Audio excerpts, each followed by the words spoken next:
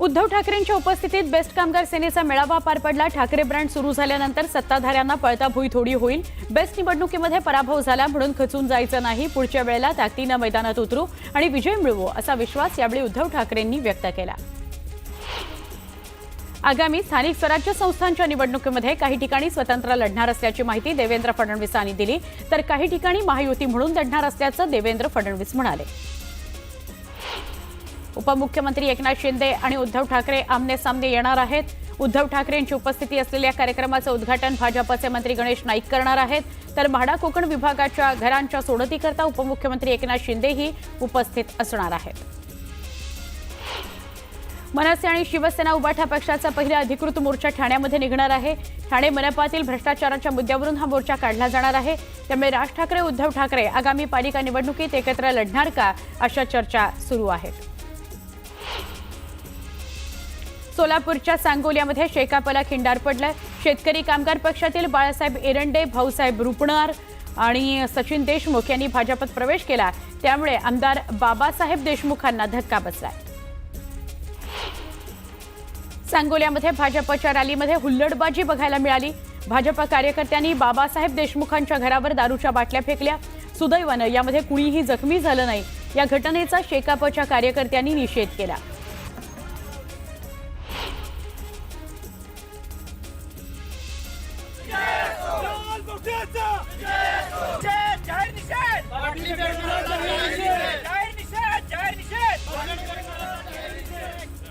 बाबासाहेब देशमुखांच्या घरावरील हल्ल्याची घटना चुकीची असून पोलिसांनी तातडीने आरोपीला पकडून कारवाई करावी असे आदेश पालकमंत्री जयकुमार गोरे यांनी दिले।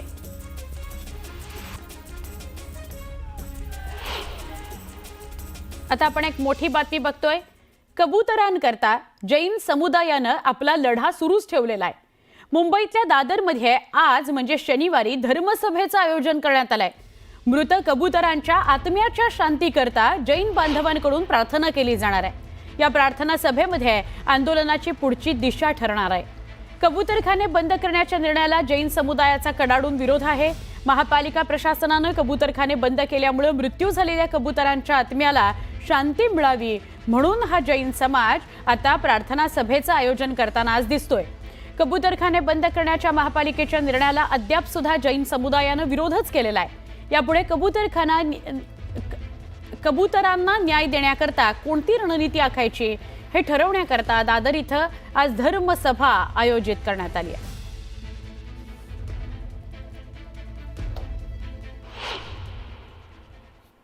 आमच्या प्रतिनिधी सुष्मिता भदाणे पाटील यांच्याशी आपण बोलूया। सुष्मिता, किती वाजता ही धर्मसभा असणार आहे आणि शोकसभा म्हणजे त्या कबूतरांच्या मृत्यू झालेल्यांच्या आत्म्याकरता शांती म्हणून ही जी शोकसभा आहे त्याचं सुद्धा किती वाजता कुठं आयोजन आहे? दादर कबूतरखान्याचं प्रकरण हे गेल्या अनेक महिन्यांपासून चर्चेमध्ये आहे। मुंबई उच्च न्यायालयाने स्थगिती दिल्यानंतर कबूतरांच्या बाबतीत जैन समुदाय हा मैदानात उतरलेला पाहायला मिळतोय। आज योगी सभागृह या परिसरामध्ये ही सभा होणार आहे। आता आपण बघतोय या योगी सभागृहाबाहेर खरं तर आपल्याला शांतता पाहायला मिळते, पण एक गोष्ट महत्त्वाची आहे की ज्या वेळेला कोर्टाचे आदेश येतात, कोर्टाच्या आदेशाचं पालन होतं, त्यानंतर अनेक कबुतरांचा मृत्यू होतो आणि या मृत्यूला कुठेतरी मनुष्य स्वभाव कारणीभूत आहे अशा पद्धतीचा तर्क जैन समुदायाकडनं लावण्यात आलेला आहे। आणि त्यामुळं आज धर्मावरती संकट आलेलं आहे आणि धर्माच्या संकटासाठी या अशा पद्धतीच्या कृतीला थांबवण्यासाठी जैन समुदाय मैदानात उतरलेला आहे। अशा पद्धतीची जी भूमिका आहे ती वारंवार जैन समुदायाकडनं घेतली जात आहे आणि म्हणूनच अनेक जैन मुनी, जैन धर्मांमधील अनेक जे मान्यवर आहेत ते आणि प्राणीप्रेमी जे आहेत, पक्षीप्रेमी जे आहेत ते या सगळ्या सभेमध्ये सहभागी होणार आहेत। मुळात तर अनेक जे कबूतर मृत पावले त्यांचा मुख्य मृत्यूचं कारण हे जे अनावश्यक फीडिंग त्या परिसरामध्ये होत होतं ते हळूहळू कमी करण्यात आलं, पूर्णपणे थांबवण्यात आलं आणि आसपासच्या परिसरामध्ये काही प्रमाणामध्ये हे कबूतर मृत असल्याचं पाहायला मिळालेलं होतं। त्यानंतर जैन समुदाय मैदानात उतरला, त्यांनी आक्रमक भूमिका घेतली आणि त्यानंतर देखील उशिरानं या संपूर्ण प्रकरणामध्ये गुन्हा नोंदवण्यात आला। एकीकडे कडाडीचा विरोध आहे, एकीकडे कोर्टानं या सगळ्या कबूतरखान्यांवरती बंदी नोंदवलेली आहे. आरोग्याचा प्रश्न कबुतरांमध्ये गंभीर निर्माण होऊ शकतो, तुम्हाला श्वसनाचे अनेक आजार होऊ शकतात, अशा पद्धतीचा युक्तिवाद कोर्टात झालेला होता आणि ते वारंवार वेगवेगळ्या रिसर्चमधनं समोर आलेलं आहे. परंतु आत्ताच हा मुद्दा एवढा ज्वलंत होण्यामागचं कारण काय, तर आगामी स्थानिक स्वराज्य संस्थांच्या निवडणुका ह्या अतिशय महत्त्वाच्या आहेत आणि म्हणूनच आज थेट कबुतरांच्या मृत्यूमुळे कुठेतरी धर्मावर संकट आलेलं आहे, अशा पद्धतीची भूमिका जैन समुदायाकडनं घेतली जात आहे. आणि आज हा जैन समुदाय आगामी काळामध्ये मुंबईत अनेक ठिकाणी हे कबूतरखाने कसे सुरू करता येतील, कबुतरांना दाणा पाणी देण्यासाठीची सोय करत असताना मुंबई महानगरपालिकेनं काय भूमिका घ्यावी, कशा पद्धतीनं चुकीचे रिपोर्ट हे वारंवार लोकांची दिशाभूल करत आहे, अशा पद्धतीने ही सगळी चर्चा होणं आज त्यांच्याकडनं अपेक्षित आहे. परंतु एक मुद्दा या ठिकाणी अतिशय स्पष्ट आहे, यापूर्वी जैन समुदायानं अनेक ठिकाणी आपली भूमिका घेतलेली नव्हती, परंतु कबुतरांच्या बाबतीत मुंबईचं राजकारण कुठेतरी पेटवण्याचा प्रयत्न केला जात आहे. अगदी मंगलप्रभात लोढा यांनी सुद्धा गेल्या काही दिवसांमध्ये आपण जर बघितलं तर मुंबईतील कमी मनुष्यवस्ती असणाऱ्या निर्मनुष्य ठिकाणी कबूतरखाने खोलण्यात यावे अशा पद्धतीची मागणी सुद्धा केलेली आहे. त्यामुळं आगामी मुंबई महानगरपालिका निवडणुका लक्षात घेता जैन समुदायाचा वोट शेअर बघता आणि ज्या पद्धतीची एकूण परिस्थिती निर्माण झाली आहे, त्यामुळे आजची ही सभा धर्मसभा म्हणून अतिशय महत्त्वाची असणार आहे. नक्की. सुस्मिता, धन्यवाद माहिती दिल्याबद्दल. पुन्हा एकदा वेगवान स्वरूपातल्या बातम्या. राज्यातील ओला, उबर, रॅपिडो सारख्या ॲप आधारित प्रवासी वाहतूक सेवांमध्ये अधिक शिस्त, पारदर्शकता आणि प्रवासी सुरक्षेची हमी देण्याकरता सरकारनं महाराष्ट्र मोटर वाहन ॲग्रिगेटर या नियम 2025 असं जाहीर केलेलं आहे.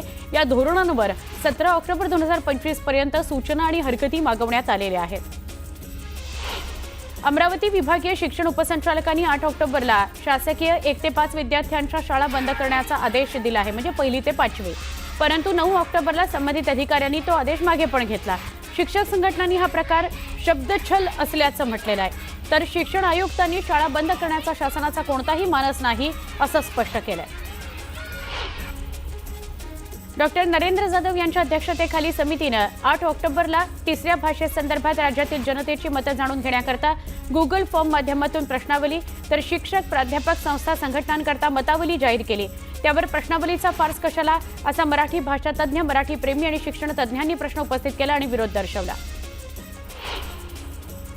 मुंबई विद्यापीठामध्ये परदेशी विद्यार्थ्यांचा वाढता प्रतिसाद बघता नजीकच्या काळात या विद्यार्थ्यांना पीएचडीसाठी दालनं खुली करण्यात येणार आहेत. विद्यापीठाच्या सगळ्या संबंधित प्राधिकरणाच्या मंजुरीनंतर ही प्रक्रिया होईल अशी माहिती मुंबई विद्यापीठाच्या कुलगुरूंनी दिलेली आहे. देशाचा विदेशी चलनासाठी 3 ऑक्टोबरला संपलेल्या आठवड्यामध्ये $27.6 कोटी घटून $699.96 अब्ज इतका झाला आहे. भारतीय रिझर्व्ह बँकेनं ही माहिती दिली. या आधीच्या आठवड्यामध्ये साठ्यात $2.33 अब्ज ची घट नोंदवली गेली होती आणि तो $700.24 अब्ज वर आला होता. रेल्वे रूळ, ओव्हरहेड वायर, सिग्नल यंत्रणा आणि अभियांत्रिकी कामं करण्याकरता रविवारी हार्बर मार्ग आणि पश्चिम रेल्वेवर ब्लॉक घेण्यात येणार आहे. मात्र छत्रपती शिवाजी महाराज टर्मिनस कल्याण दरम्यान मुख्य मार्गावर कोणताही मेगा ब्लॉक घेण्यात येणार नाही. त्यामुळे या मार्गावरील प्रवाशांना दिलासा मिळणार आहे. मध्य रेल्वेच्या मुंबई विभागातील कर्जत यार्ड पुनर्रचित कामासंदर्भात प्री नॉन इंटरलॉकिंग कामाकरता वाहतूक ब्लॉक घेण्यात येणार आहे. या ब्लॉकमुळे मुंबई पुणे दरम्यान धावणाऱ्या प्रगती, Deccan queen, Deccan intercity, Indrayani express रद्द करण्यात येणार आहेत. ब्लॉक कालावधीमध्ये नेरळ कर्जत आणि कर्जत खोपोली दरम्यान लोकल सेवा उपलब्ध नसेल.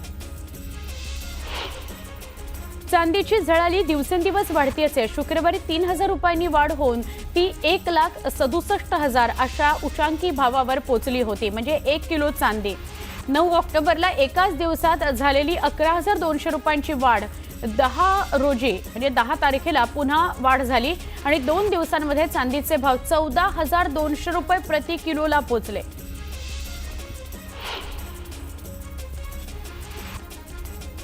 मोसमी पावसानं राजस्थानमधून 3 दिवस लवकर परतीचा प्रवास सुरू केलाय. महाराष्ट्रातून मात्र 5 दिवस उशिरा मोसमी पावसाचा परतीचा प्रवास सुरू झाला. मोसमी वाऱ्याने शुक्रवारी मुंबईसह उत्तर कोकण, अहिल्यानगर, नाशिक, उत्तर मध्य महाराष्ट्र, उत्तर मराठवाडा, छत्रपती संभाजीनगर पासून बुलढाणा, अकोल्यापर्यंतचा पश्चिम विदर्भातून पावसानं माघार घेतलेली आहे. अन्न आणि औषध प्रशासनानं राज्यभरात डॉक्टरांच्या चिठ्ठीविना खोकल्याच्या औषधांची विक्री करणाऱ्यांविरोधात तपासणी मोहीम हाती घेतली आहे. या मोहिमेअंतर्गत राज्यभरात 157 विक्रेत्यांना कारणे दाखवा नोटीस बजावण्यात आली आहे आणि 135 दुकानांवर कारवाई करण्यात आली आहे. विधिमंडळाच्या दोन्ही सभागृहांमध्ये मंत्र्यांनी दिलेली आश्वासनं हवेत विरल्याची अनेक उदाहरणं दिली जातात, पण आता ही आश्वासनं हवेतच राहणार नाहीत. यासाठी राज्य सरकारच्या प्रत्येक विभागात सचिवांच्या अध्यक्षतेखाली एक आढावा समिती नेमली जाणार आहे. आश्वासनं दिली तरी ती 90 दिवसांमध्ये पूर्णही करा असे आदेश देण्यात आलेले आहेत. एक महत्त्वाची बातमी आपण टीव्ही स्क्रीनवर बघता आहात. छत्रपती संभाजीनगरमध्ये झालेल्या भाजपच्या बैठकीची इन्स्टा स्टोरी आता समोर आली आहे. महापालिका निवडणूक युती करून लढवायची की स्वबळावर यावर भाजपची मध्यरात्रीपर्यंत चर्चा सुरू होती. या बैठकीत अनेक पदाधिकाऱ्यांनी स्वबळावर लढावं अशी भूमिका मुख्यमंत्र्यांसमोर मांडली आहे. शिंदे सेनेशी थोडंफार जुळेल पण राष्ट्रवादी काँग्रेससोबत युती नको अशी भूमिका मराठवाड्यातल्या पदाधिकाऱ्यांनी घेतली आहे. 8ही जिल्ह्यातील पदाधिकाऱ्यांची भूमिका समजून घेतल्यावर मुख्यमंत्र्यांनी स्थानिक पातळीवर युतीचा निर्णय घेण्याचे सुचवले आहे असं सूत्रांकडून कळत आहे. मोठी बातमी मराठवाड्यात कदाचित सगळ्याच विभागांमध्ये स्थानिक पातळीवर कसं लढायचं याचा निर्णय घेतला जाईल असं कळतंय. अजून त्याविषयी अधिकृत माहिती समोर यायची आहे. आपण अधिक जाणून घेऊया आमचे प्रतिनिधी अविनाश कानडजे यांच्याकडून. अविनाश, काय सांगाल? मराठवाड्यातल्या सगळ्याच विभागातल्या पदाधिकाऱ्यांनी मुख्यमंत्र्यांना म्हटलंय की आपण स्वबळावरच लढू, तर या संदर्भातला निर्णय झालेला आहे का? काय अपडेट? निश्चित सुवर्ण, जसं तुम्ही सांगितलं त्याच पद्धतीने मुख्यमंत्र्यांनी काल मराठवाडा विभागाची बैठक घेतली आणि या विभागाच्या बैठकीमध्ये 8ही जिल्ह्यातील प्रमुख पदाधिकारी उपस्थित होते. रात्री मध्यरात्रीपर्यंत 12:10 ही बैठक चालली आणि प्रत्येकाचं म्हणणं जे ते मुख्यमंत्र्यांनी ऐकून घेतलं. त्यामध्ये संपूर्ण पदाधिकाऱ्यांचा एकच सूर होता की विधानसभेच्या वेळेस शिंदे सेनेने आणि राष्ट्रवादीने दिलेला त्रासाचा पाडाच पदाधिकाऱ्यांनी वाचला आणि एक टाइम शिंदे सेनेसोबत तरी आपण जुळवून घेऊ, पण राष्ट्रवादी सोबत युती नको असा त्यांचा सूर होता. तर स्वबळावर गेलो तर त्याचा अधिक फायदा होईल असं या पदाधिकाऱ्यांचं म्हणणं होतं. तर मुख्यमंत्र्यांनी देखील या संपूर्ण आढावा घेतल्यानंतर, पदाधिकाऱ्याचं म्हणणं समजून घेतल्यानंतर आपण स्थानिक पातळीवर निर्णय घेण्याचे किंवा घेऊ शकता असे आश्वासन त्यांना दिले अशी खात्रीलायक सूत्रांकडून माहिती कळाली. मात्र आता भाजप संपूर्ण विभागात स्वबळावर जातं का आणि शिंदे सोबत जुळवून घेऊन मग राष्ट्रवादी एकाकी पडते का, हे संपूर्ण प्रश्न आता पडलेले आहेत. मात्र जशा जशा निवडणुका जवळ येतील तसं तसं हे संपूर्ण चित्र स्पष्ट होईल. नक्की. धन्यवाद अविनाश, माहिती दिलीत त्याबद्दल. एक महत्त्वाची बातमी बघतोय. छत्रपती संभाजीनगरमध्ये उद्धव ठाकरेंच्या नेतृत्वात शिवसेना उबाठा पक्षाकडून मोर्चा काढला जाणार आहे. पूरग्रस्त शेतकऱ्यांच्या मागण्यांकरता हा हंबरडा मोर्चा काढला जाणार आहे. मराठवाड्यामध्ये पावसामुळे शेतकऱ्यांचं मोठं नुकसान झालंय. शेतकरी आर्थिक संकटात सापडलाय. शेतकऱ्यांच्या समस्यांकडे लक्ष वेधण्याकरता हा मोर्चा काढला जाणार आहे. उनको आंदोलन करने का अधिकार है.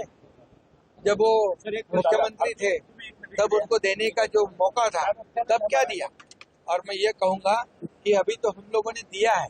अभी हम लोग खुद जाकर किसानों के खेती में गए हैं, उनके घरों की परिस्थिति देखी है, उनके आंखों में आंसू देखे है. तो हम देने वाले हैं, लेने वाले नहीं है. आज तक क्या उन्होंने दिया है. अभी जो इतना बड़ा पैकेज देने के बाद ये मोर्चा निकालना, ये आंदोलन करना, ये सिर्फ और सिर्फ राजनीति है.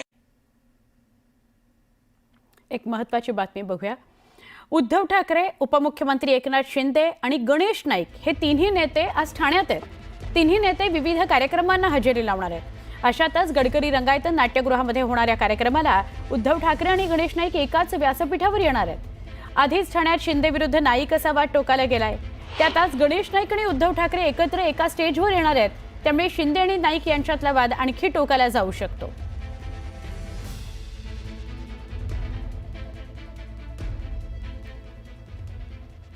अजित पवारांनी भल्या पहाटे पुण्याच्या वारजे परिसरात पाहणी दौरा सुरू केलेला आहे.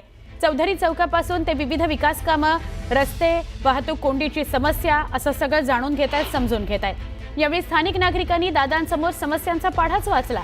रस्त्यांचा आणि वाहतूक कोंडीचा प्रश्न सोडवा अशी मागणी नागरिकांनी अजितदादांकडे केली आहे. प्रशासनाला काम करू द्या, अडकाठी आणू नका, तुमचे सगळे प्रश्न मार्गी लावतो असं आश्वासन उपमुख्यमंत्री अजित पवारांनी नागरिकांना दिलेलं आहे.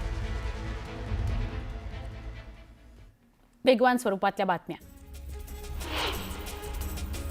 इक्विटी म्युच्युअल फंडमध्ये झालेली गुंतवणूक सप्टेंबर महिन्यामध्ये 9% घसरून 30,421 कोटी रुपये इतकी राहिली आहे. ऑगस्टमध्ये ही गुंतवणूक 33,430 कोटी रुपये तर जुलैमध्ये 42,702 कोटी रुपये होती.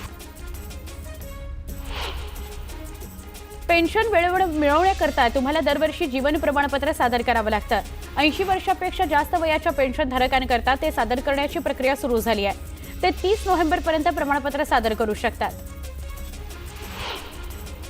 अजित पवारांकडून धायरी आणि नांदेड सिटी परिसरामध्ये पाहणी करण्यात आली. वारजे शिवणे पुलाच्या कामाचा अजित पवारांनी आढावा घेतला. शिवणे पुलाची उंची वाढवण्याच्या सूचना अजित पवारांनी अधिकाऱ्यांना केल्या आहेत.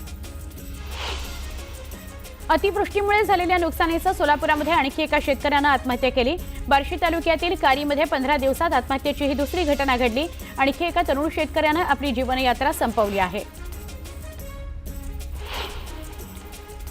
पेमेंट करता 4 ऑक्टोबर ते 5 नोव्हेंबर या कालावधीमध्ये बेदाणे सौदे बंद करण्यात आलेले आहेत. या 6 नोव्हेंबरपासून पुन्हा सौदे सुरू होणार आहेत. बेदाण्याची वर्षाला कोट्यवधीची उलाढाल असते. पुणे महानगर प्रदेश विकास प्राधिकरणामध्ये आता नव्यानं 163 गावांचा समावेश करण्यात येणार आहे. सध्या PMRDA मध्ये 697 गावांचा समावेश करण्यात आलेला आहे. तळेगाव ते उरुळी कांचन दरम्यान प्रस्तावित असलेल्या रेल्वे बायपास प्रकल्पामध्ये चाकणमधील 12 गावांसह मावळ आणि हवेली तालुक्यातील शेतकऱ्यांनी तीव्र विरोध दर्शवला. या प्रकल्पाविरोधात 12 गावातील नागरिकांसोबत खासदार अमोल कोल्हेही मैदानात उतरले. यावेळी हात जोडता येतात तसं मुठही वळवता येते असं ते म्हणाले. चाळीसगाव तालुक्याचा अखेर विशेष पॅकेजमध्ये समावेश करण्यात आलाय. यामुळे 76,000 शेतकऱ्यांना मदत मिळण्याचा मार्ग मोकळा झालाय. यामुळे शेतकऱ्यांना दिलासा मिळालाय.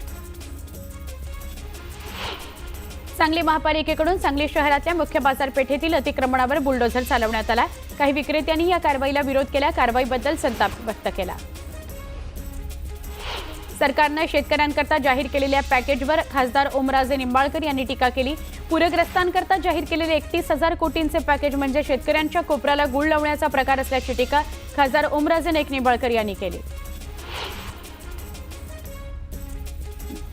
धनत्रयोदशी आणि दिवाळी दरम्यान शुभ संकेत म्हणून सोनं आणि चांदी खरेदी करण्याची परंपरा आहे. परंतु गगनाला भिडणाऱ्या किमतींमुळे ते खरेदी करणं कठीण झालंय. यामुळेच लोक आता जुने दागिने नवीन दागिन्यांमध्ये बदलत आहेत. जुनं सोनं विकणाऱ्या किंवा नवीन दागिन्यांकरता बदलणाऱ्या लोकांची संख्या वाढली आहे. तर सोन्या चांदीपेक्षा प्लॅटिनम सर्वाधिक रिटर्न्स देत आहे.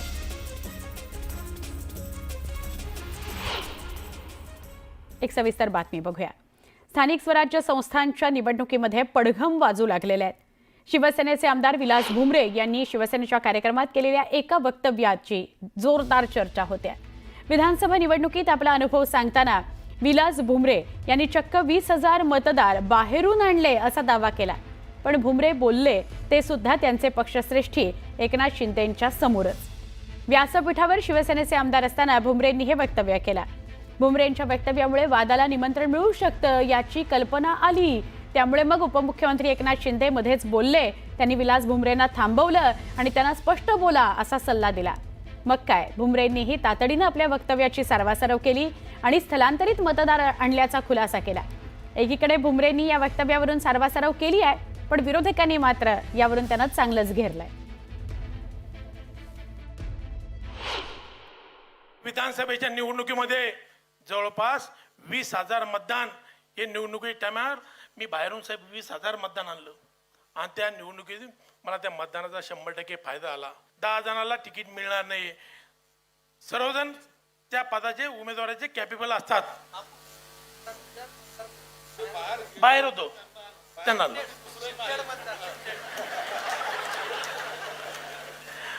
माझ्या मतदारसंघातलं 20,000 मतदान हे बाहेर स्थलांतरित झाले होते. त्या लोकांना मी मतदानाच्या दिवशी घेऊन आलो साहेब. जे त्यांच्या मनात होतं तेच त्यांच्या तोंडात आलेलं आहे आणि हे त्यांना नाही तर सर्वच उमेदवारांना माहिती आहे की ही मतं कशी त्यांना मिळवलेली आहे. आणि म्हणून ज्यावेळी वोट चोरीचा विषय आम्ही बोलतो, मला असं वाटते त्याला शिक्कामोर्तब केल्याबद्दल त्यांचं मी मनापासून अभिनंदन करतो. विलास भुमरेंनी आता 1 लाखाची मदत त्या शेतकऱ्या आत्महत्याग्रस्त घरात पाठवली. ती बातमी लावा ना तुम्ही. हे काय करताय? त्यांनी 20,000 कुठली मतं, त्याचा खुलासा देखील केला की त्याच्या मतदारसंघाच्या बाहेर त्याची नावं गेलेली, ते मतदार आणले. त्यांनी खुलासाही केला त्याचा. चांगल्या बातमीचं तुम्ही दाखवत नाही. आता 1 लाख रुपये जे आले होते उभाटाचे लोक त्याच्या घरी देणार म्हणून, ते त्यांनी पाठवले नाही. ते आता लगेच आम्ही पाठवले. त्याच्याशी घरातल्या माणसाशी बोललो मी आता स्वतः. हे तुम्ही बांधिलकी जपणाऱ्या माणसं.